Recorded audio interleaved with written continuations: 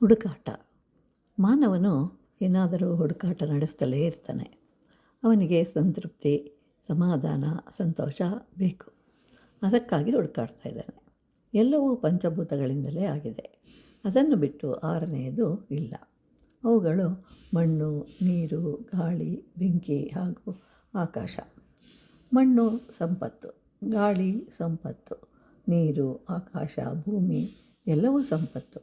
ಕೆಲವು ಸಲ ಇವುಗಳನ್ನು ಸಂಪತ್ತು ಎನ್ನುವುದನ್ನು ಮರೆತು ಬಿಡ್ತೇವೆ. ಮಣ್ಣು ಇದರಲ್ಲೇನಿದೆ ಅಂತ ಹೇಳಿ ಕೀಳಾಗಿ ಭಾವಿಸುತ್ತೇವೆ. ಆದರೆ ಅದು ಒಂದು ಅದ್ಭುತ. ನಮ್ಮ ಜೀವನವೂ ಸಹ ಮಣ್ಣಿನಿಂದ ಮಣ್ಣಿಗೆ ಪ್ರಯಾಣ.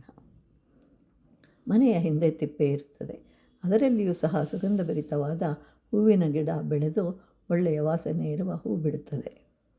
ಹೀಗೆ ಭಗವಂತನು ಸೃಷ್ಟಿಯನ್ನೆಲ್ಲ ಮಾಡಿದ ಮೇಲೆ ಹೇಗಿದೆ ನನ್ನ ಸೃಷ್ಟಿ ಅಂತ ನೋಡೋಣ ಅಂತ ಹೇಳಿ ಮೊದಲಿಗೆ ಒಂದು ಜೇನುಹುಳುವನ್ನು ಕೇಳ್ತಾನೆ. ಅದು ನಿನ್ನ ಸೃಷ್ಟಿ ಅದ್ಭುತ ಅಂತ ಹೇಳುತ್ತೆ. ಆದರೆ ಮಾನವನು ಅದನ್ನು ನಾಶ ಮಾಡಿದನು.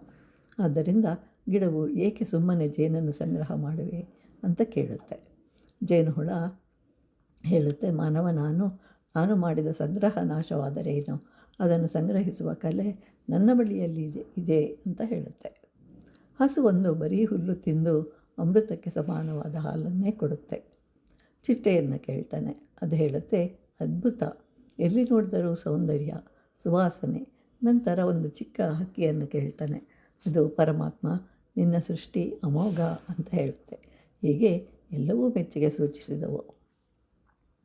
ಭಗವಂತನು ಕೊನೆಯಲ್ಲಿ ಮಾನವನನ್ನು ಕೇಳ್ತಾನೆ, ಭಗವಂತ ಏನು ಮಾಡಿದೆ ಅಂತ ಕೇಳ್ತಾ ಇದೆಯಾ? ಸಮುದ್ರ ಇದೆ, ಆದರೆ ಎಲ್ಲ ನೀರೂ ಉಪ್ಪಾಗಿದೆ, ಏನು ಪ್ರಯೋಜನ? ಕುಂಬಳಕಾಯಿ ದೊಡ್ಡದಾಗಿದೆ, ಅದನ್ನು ನೆಲದ ಮೇಲಿಟ್ಟಿರುವೆ. ಸಣ್ಣ ಸಣ್ಣ ಕಾಯಿಗಳನ್ನು ದೊಡ್ಡ ಮರಗಳಲ್ಲಿ ಇಟ್ಟಿರುವೆ. ನೀನು ನನ್ನನ್ನು ಕೇಳಿದ್ದರೆ ಸಲಹೆಗಳನ್ನು ಕೊಡ್ತಾ ಇದ್ದೆ ಅಂತ ಹೇಳ್ತಾನೆ.